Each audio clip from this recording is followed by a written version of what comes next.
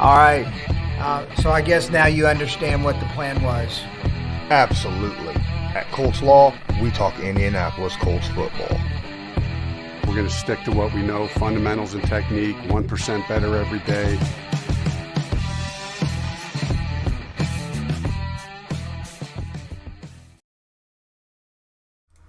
Hello, Colts Law Nation, or Colts Nation. This is Colts Law, and I am Lawrence Owen. And I would like to welcome you to my YouTube live stream. Now, today, I would like to let you know that I am very excited, right? I am incredibly excited about the last game that we had. I was pretty excited about the first game we had.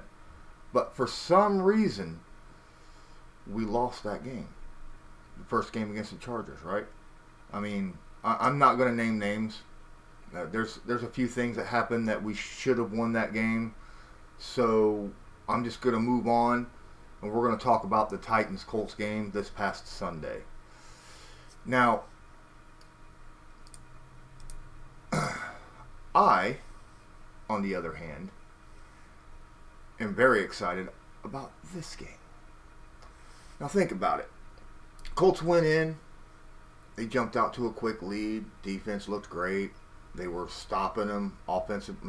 They forced 2 3-and-outs right away. Then they gave up a touchdown. Then they stalled them. At halftime we were leading. And then the defense wasn't really doing too much. And the offense was sputtering in the third quarter. And the Titans came back, jumped out to a 17-point lead. And then the Colts went down and scored with just a couple minutes left. And when the Colts got the ball back, Frank Reich does something crazy, right? So here's my breakdown. Number 1. The good. The good was offensive line. Offensive line actually provided quite a bit of protection. Jacoby Brissett, when he got under pressure most of the time, even with that very exotic defense that the Tennessee Titans has, he had time to throw the football. He just held on to it, whether it was developing plays or whether or not it took him time to get through his reads. I don't know, but he had 2, 3, 4 seconds every time he snapped the ball, generally, to decide on what to go with the football. Now, he was flushed out of the pocket because he held on to the football too long and made plays afterwards. You know, he had one play where he avoided 2 different sacks in the backfield, then sprinted upfield for 7 yards and gave up his body, took a beating, but got the first down to continue the drive going. Offensive line also did a great job of run blocking.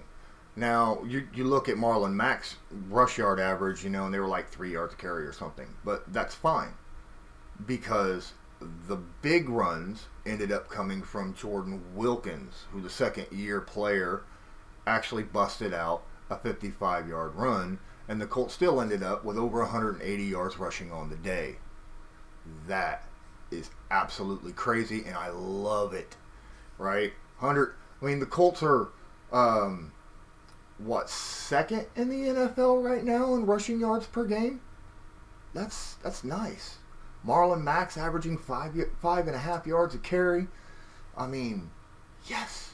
If we can continue doing that, that takes out so much pressure off Jacoby Brissett and this passing game. But the passing game wasn't too terrible. Jacoby showed up a lot of nifty stuff. He showed the fact that he can throw a touch on a football. He threw it to Jack Doyle. He did that incredibly well. Nice touch pass as opposed to week 1 when he threw it to Jack Doyle and it was a laser rocket beam right in his face, went right through his hands, doinked right off his helmet, right? This time he learned from that and he threw a little bit of a touch pass and Doyle was able to catch it, turn and run with the football. He also showed a beautiful touch pass in the back of the end zone as Paris Campbell used his speed on an out route to break away from his defender. Had 2-3 yards on the guy. Jacoby led him just beautifully right in the back corner of the end zone for an easy touchdown. Those are some of the good things that I saw. Bad things. Run defense is better. They played a lot better. But when it come to pass defense, I thought that they were still lacking, especially covering tight ends, right? That's a bit odd, especially since in week 1 we held Hunter Henry to no catches until the third quarter. So that's a little worrying. Also, I forgot another good thing, right? Defense, the front seven putting pressure on the quarterback. The Colts are tied for second in the NFL in sacks. That's right, you heard that right. Second in the NFL in total sacks. All right, they're averaging 4 sacks a game. That's pretty darn impressive. Danico Autry has 3.5 by himself. Now, this coming week, we're all hoping Kamiko Toure actually comes back, because he didn't get to play this week due to injury. Hopefully he comes back, because he was a force in the week 1 loss against the Chargers. And we're going to need that pressure against another great quarterback right now in Ryan. Another bad thing, flipping back because I forgot earlier.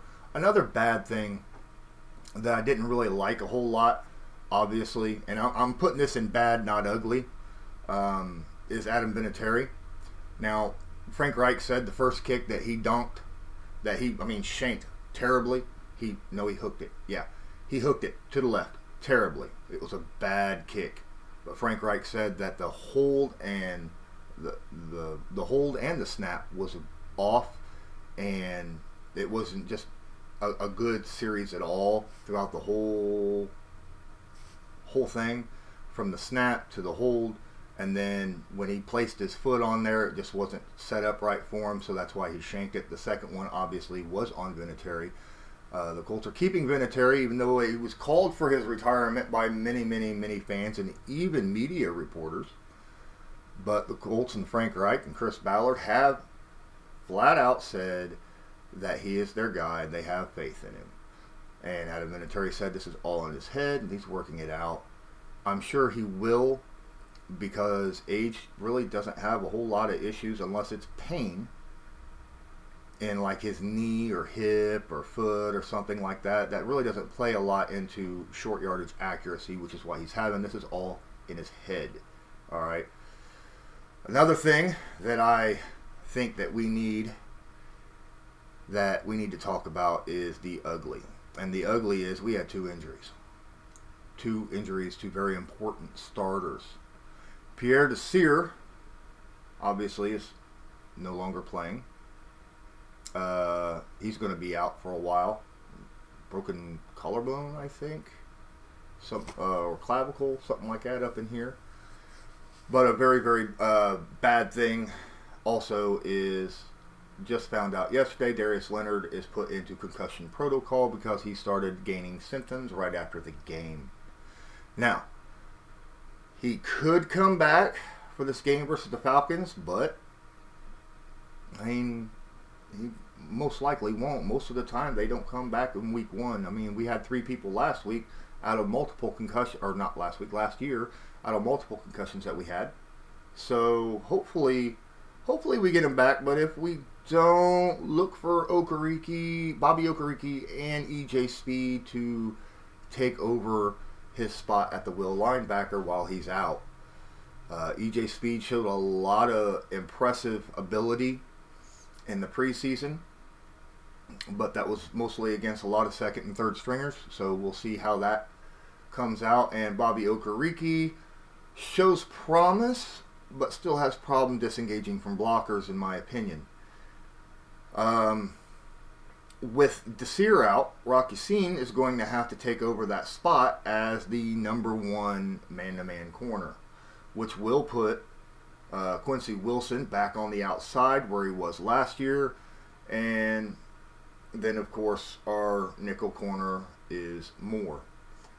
I'm really excited about seeing this upcoming game against the Falcons. But that was my outlook for the Tennessee Titans Indianapolis Colts game. I will come out with the Falcons game later this week and do a preview on it. Don't forget, please follow me everywhere up here and check me out down here for a lot of other live stream videos. Thank you for joining my YouTube podcast. I am Lawrence Owen. This is Colts Law. And until next time, have a good one.